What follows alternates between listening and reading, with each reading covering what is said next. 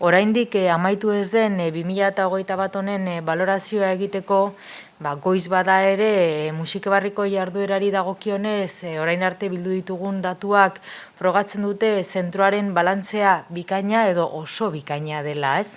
Halaber, esan genezake, gure pozerako zentroa dagoeneko erreferente bihurtu dela lurraldean. Aurten, Getxoarte Kultura eta Kongresuen zentroa guztira 292 ekitaldi hartu ditu, horietatik 36.000 pertsona baino gehiago bertaratu zaizkigu. Kopuru hori benetan esanguratsua da.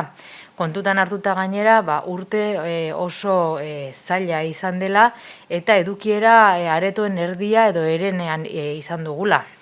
Zehatzago esan da, 160 ikuskizun programatu dira, Musikebarrin ohiko programazioaren barruan, 132 zine emanaldi eman dira, ikuskizunetara 30.828 pertsona hurbildu zaizkigu eta zinemara berriz 5.672. Getxoko herritarrei ere eskerrak eman nahi dizkiet, zentroan programatutako jarduerei emandako babesarengatik.